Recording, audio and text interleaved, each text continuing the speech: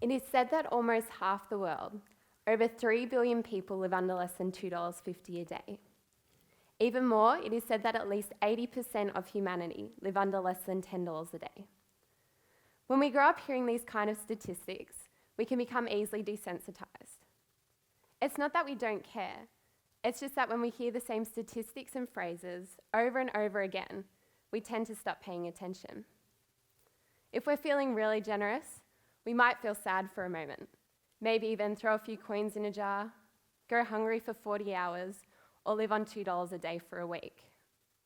But then, we will simply move on with our lives, congratulating ourselves for the good work that we have done. As youth, we can tend to be really good at that, caring momentarily before moving on with our lives. In fact, that's what most people of the older generation say about us, that we're selfish, looking for instant gratification, and taking everything for granted. And sadly, to a point they're right. This can often be the case. I know I personally have shown these qualities on more than one occasion. But today, in the face of global poverty, I'd like to present to you a different side to the youth. A side that looks beyond the statistics, the TV ads and the feel-good campaigns. To a side of the youth that cares, puts others first, and are changing the world by being young, idealistic, and naive.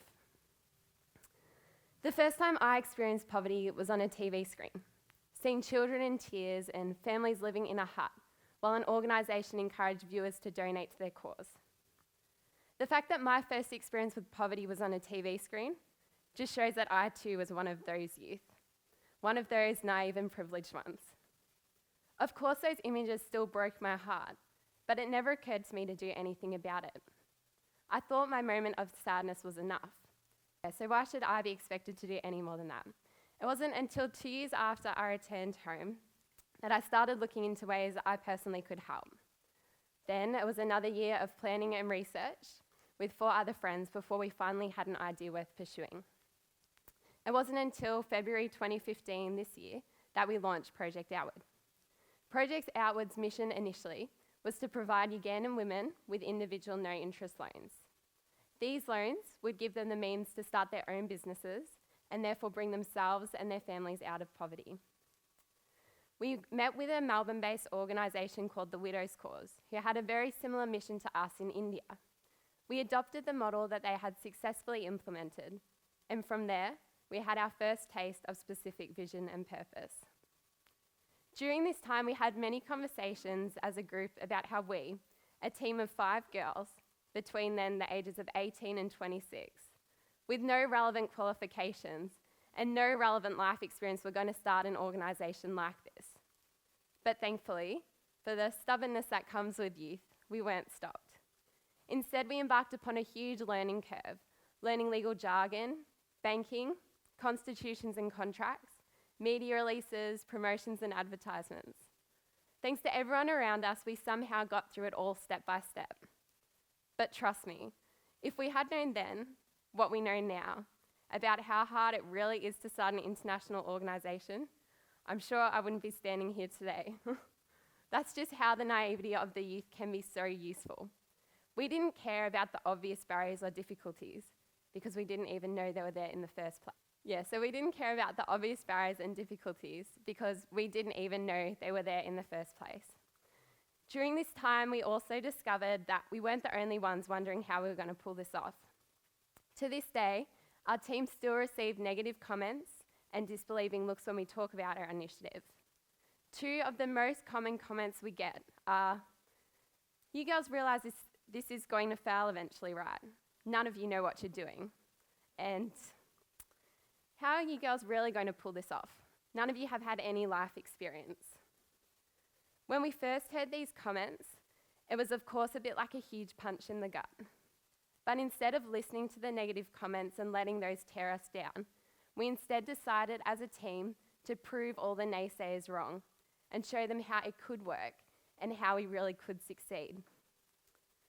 Moreover, we actually found, but honestly, how many times do you hear other people or even yourself saying these very same things to youth? It feels like at times if any young person has any idea that they're passionate about, these things just have to be said. It has to be said in case they fail. It has to be said in case they stuff it up. And oftentimes that does happen, especially when they don't have the encouragement and the support of those who have had the life experience and those who do know what they're doing. Moreover, we actually found having no life experience was one of the best qualities about our team. Starting without any preconceived notions gave us a reason to listen to the experts and take on the advice of others. We were teachable, flexible, and willing to adapt. We weren't held back by any of our own ideas because we thought they were the best ones. In our timing, we've found that being teachable and flexible has helped us so many times along our journey. For instance, when we arrived in Uganda earlier this year in June to launch Project Outward, we had come with a model all ready to implement. However, once we were on the ground and working with our local Ugandan team, we quickly discovered that that model wasn't suitable for the people there. We were quickly able to change and adapt that model to suit their local culture. As a result of this change, instead of being able to fund 15 Ugandan women through individual no-interest loans and into individual businesses, we were able to fund 50 women through entrepreneurship training, job-specific training, and into business. 50 women, such a huge improvement that went beyond even all of our expectations. That never would have happened without the encouragement and the knowledge and expertise of the locals there. Our time as a group and the things we learnt as a team whilst in Uganda have made us come home with so much passion and drive to grow our organisation so we can help more of these women. We were so amazed at the sacrifices these women were willing to make to be a part of our microfinance initiative. They so desired to start their own businesses, become financially independent and bring themselves and their families out of poverty, that they came from huge distances to meet with us. In one particular instance, in our first day in Bobi, a northern Ugandan village, a woman ran into our meeting a few hours late. She ran in out of breath, sat down apologising for being late. When she finally spoke to us, she explained that the last 2 hours she'd been with her daughter who was in labour. She was waiting for her son-in-law to return home. The moment her son-in-law returned home, she rushed over to the meeting, hoping to catch the last of what we had come to say. So naturally, I asked, "So has your grandchild been born?" And she told us, no, my daughter, she's still at home in labour. But tell me, what have you come to say? What have you come to offer us? The discussions we had as a team after moments like this were of pure astonishment. That what seemed like so little to us was making such a huge impact in the lives of these women. Her daughter was in labour, yet she still made coming to our meeting a priority because she knew that extra income would not only help support her, but would help support her daughter and son-in-law and now her new grandchild. It wasn't until these kind of moments that we realised what an impact this is having in all of the local communities, simply from 5 girls wanting to help. Since coming home from Uganda, we recognise that we are still just youth, and we still do show the same characteristics of youth. Yet these characteristics no longer have to be a negative. Instead, they can be massive positives. It was only because of our youth that we had the passion and the energy to start an organisation whilst continuing full-time work and study. It was only because of our naivety that we even began an international organisation, because if we had known how hard it would be to start, we probably never would have begun in the first place. It was only because of our stubbornness and our desire to prove we could succeed that we continued when so many said we would fail. It was only because of our idealism that we thought the world could be changed and that we could be part of the solution.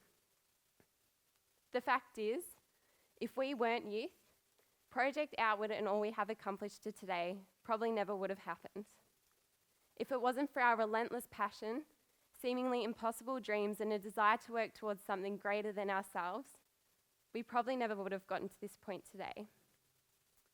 To the adults today, I want to encourage you to try and help the youth succeed, to give them the benefit of the doubt at times, to provide wisdom and advice when needed, but to always encourage and support those who are dreaming of the impossible. And to the youth, I encourage you to chase those dreams that seem impossible, yet you know will bring about such a positive impact throughout the globe. We need more world changers like you, And be encouraged that even if all your hard work only supports one person and helps them, it should always be worth it. It's time that the world started to realise all that the youth have to offer. It's time that they started to support us instead of criticising us. It's time that they started to look beyond all the statistics and all the stereotypes to see all that we, as the youth, are capable of.